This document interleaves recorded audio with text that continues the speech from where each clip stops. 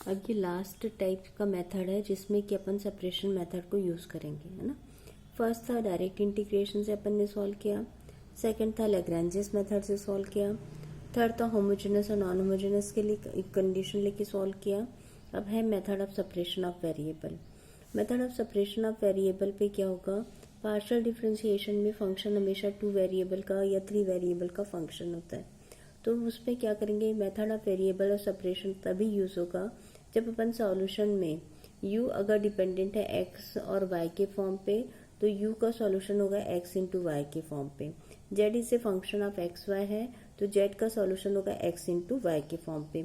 वहां पे x small x का फंक्शन होगा, कैपिटल y का फंक्शन होगा। उसको सॉल्व करने का प्रोसेस देखो, जैसे अपन पहले भी method of separation of variable कर चुके हैं बेसिक सिंपल क्वेश्चन का, उसी प्रोसेस को अपन फॉलो करेंगे। बस सॉल्यूशन पे ध्यान रखना है, जो डिपेंडेंट वेरिएबल होगा उसको अपन लिखेंगे solution of dependent variable equal to product of dependent variable. जैसे इस इक्वेशन में लिखा हुआ है del q by del x equal to 2 time del u by del t plus u, where u x comma 0 equal to 6 exponential power इसे -3x। ठीक है, यहाँ पे u किस पे डिपेंड कर रहा है, x और t पे डिपेंड कर रहा है।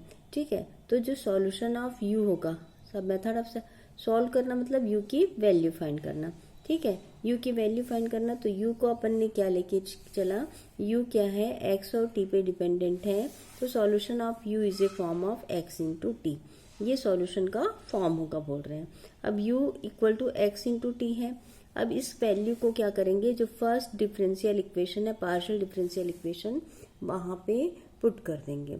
ठीक है, वहां पे पुट करेंगे तो अपन को क्या मिलेगा, u के का अगर x के रिस्पेक्ट पे डिफरेंशिएशन देखते हैं, u का अगर x के रिस्पेक्ट पे डिफरेंशिएशन देखते हैं तो क्या होगा, t कांस्टेंट होगा, और u का अगर t के रिस्पेक्ट पे डिफरेंशिएशन देखते हैं तो x कांस्टेंट होगा। तो del u by del t और del u by del x दोनों की वैल्यू चाहिए, तो अपन ने u की वैल्यू पुट कर दी x और t। u को किसके रिस्पेक्ट पे डिफरेंशिएट कर रहे हैं, t x के रिस्पेक्ट पे डिफरेंशिएट कर रहे हैं, तो t कांस्टेंट होगा del x by del small x, मतलब ये पार्शियल जो डिफरेंशिएशन है अब टोटल डेरिवेशन डिफरेंशिएशन में चेंज हो जाएगा, या x सिंगल वेरिएबल फंक्शन का फॉर्म होगा, equal to 2 del u by del t है, u की वैल्यू x और t पुट किया, x कांस्टेंट है तो 2x हो गया, dt बाई dt हो जाएगा, प्लस u किसकी वैल्यू क्या है, xt। अब वेरिएबल सेपरेशन पे x के साथ x का टर्म होना चाहिए, t के साथ t का टर्म होना चाहिए, तो पूरे इक्वेशन को इस xt से डिवाइड कर देंगे। तो xt से डिवाइड होगा तो फर्स्ट पार्ट होगा 1 by x dx by dx equal to 2 by t dt by dt plus 1 के फॉर्म पे। ठीक है, अब ये दोनों रेशियो इक्वल है, दो इक्वल है मतलब वो किसी न किसी कांस्टेंट के इक्वल फॉर्म पे होंगे, तो अपन कांस्टेंट को डिफाइन कर रहे हैं, जो कांस्टेंट है वो k है, यहाँ पे k कांस्टेंट है। ठीक है, तो 1 by x d x by d small x भी क्या होगा, कांस्टेंट होगा, है ना। 1 by x d x by d t भी क्या होगा, कांस्टेंट होगा।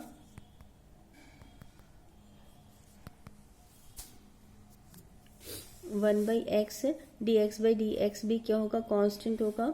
तो 1 by x d x equal to k d x होगा, कैपिटल एक्स को कैपिटल एक्स के साथ और स्मॉल एक्स को कांस्टेंट के साथ ले लिए।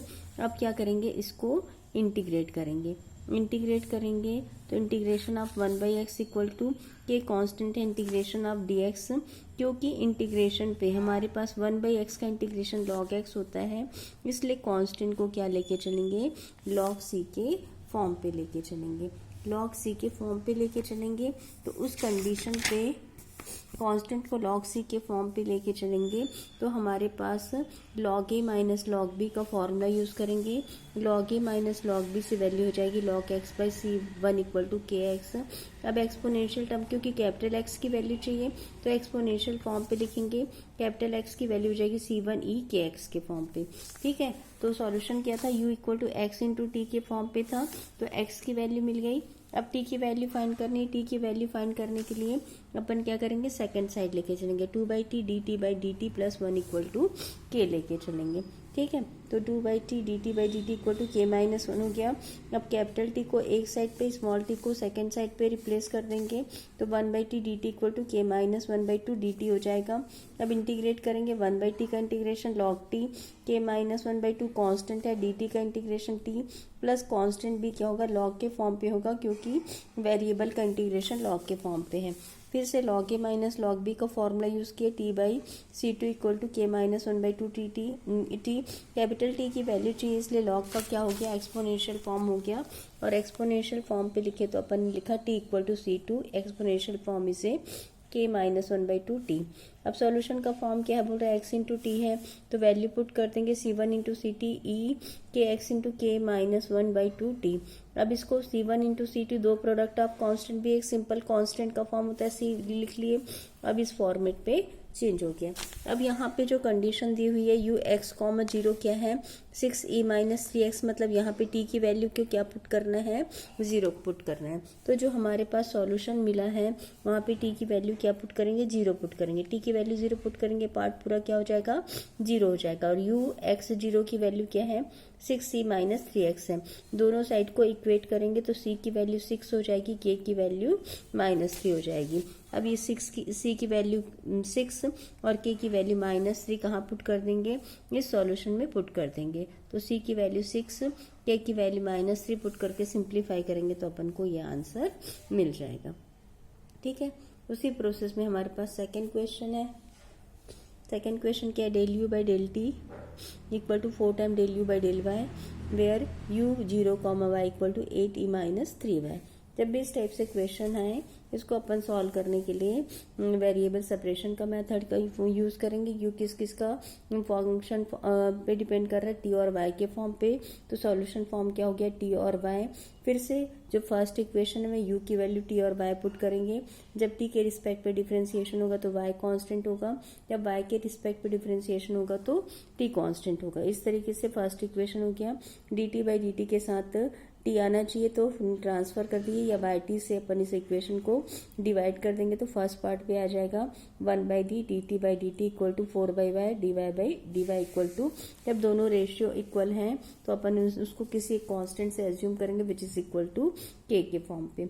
अब अपन क्या करेंगे, t के इक्वेशन फॉर्म को लेके चलेंगे, 1/t dt by dt equal to k, फिर से 1/t dt equal to k, small dt का फॉर्मेट हो जाएगा। दोनों एक साइड कैपिटल टी का फंक्शन, दूसरी साइड स्मॉल टी का फंक्शन, इंटीग्रेट करेंगे तो अपन को आंसर मिलेगा log t equal to k t plus log c1। फिर से log a minus log b का फॉर्मूला यूज करेंगे, log a by b equal to k T, तो t की वैल्यू हो जाएगी c1e के टी।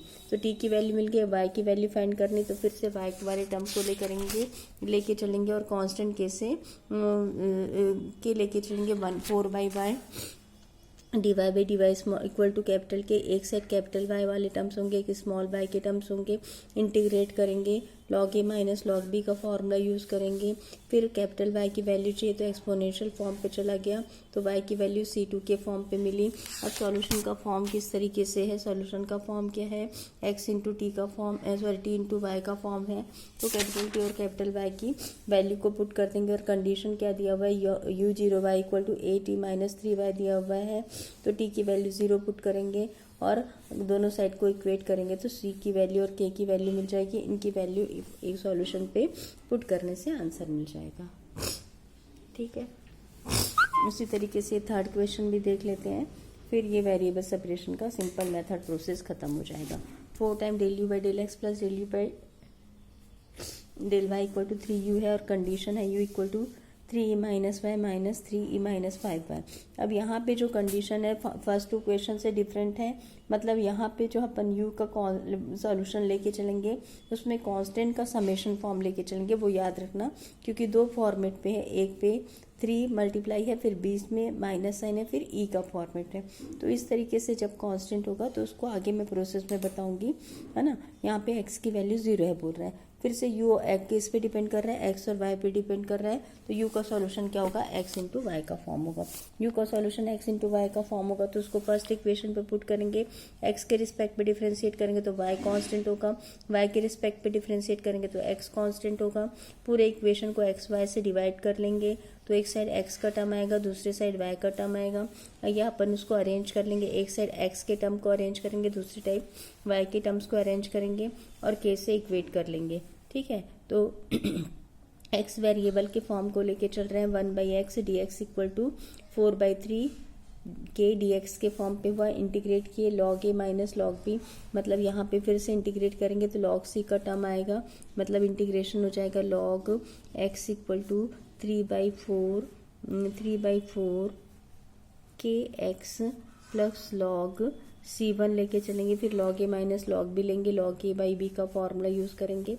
कैपिटल x की वैल्यू चाहिए तो इंटीग्रेशन के फॉर्मेट पे क्या हो जाएगा, इंटीग्रेशन के फॉर्मेट पे क्या हो जाएगा, पावर x हो जाएगा, एक्सपोनेंशियल के फॉर्म पे हो जाएगा, तो x की वैल्यू मिल जाएगी। अब y की वैल्यू चाहिए तो y की वैल्यू के लिए फिर से y वाले टर्म से लेके चलेंगे, y वाले टर्म से लेके चलेंगे, इंटीग्रेट कर लेंगे, इंटीग्रेट करेंगे तो फिर से y की वैल्यू मिल जाएगी। यहाँ पे भी x और y की वैल्यू जो सॉल्यूशन फॉर्म में इक्वेशन थर्ड वहाँ पे पुट कर देंगे।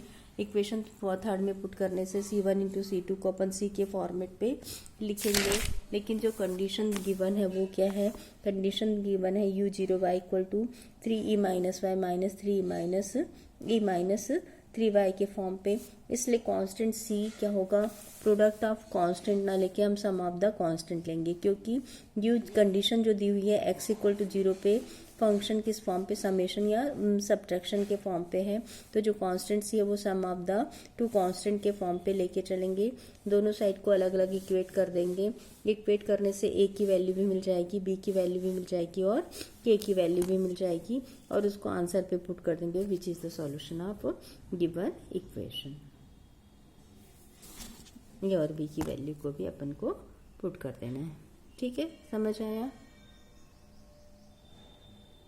किस तरीके से इक्वेट कर रहे हैं, 3 माइनस वाई ए ई 3y 1 माइनस के, ए की वैल्यू हो गई 3 और इधर से 3 1 माइनस के की वैल्यू हो गई -1, है ना, तो k इक्वल टू क्या हो गया, 3 1 माइनस के की वैल्यू हो गई -1, तो 1 माइनस के इक्वल टू -1/3, तो k equal to 1 plus 1/3 which is equal to 4/3, तो a इक्वल टू 3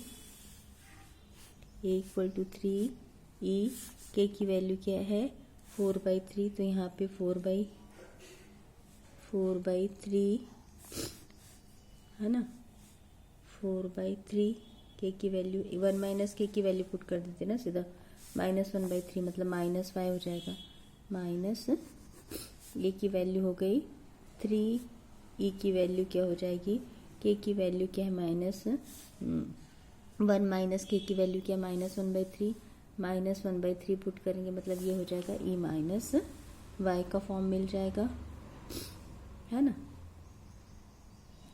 ठीक, और दूसरी तरफ उसी तरीके से वैल्यू पुट कर देंगे। ठीक है, मैं सॉल्यूशन को नहीं लिख रही हूँ, सॉल्यूशन को यहीं तक छोड़ देते हैं अपन।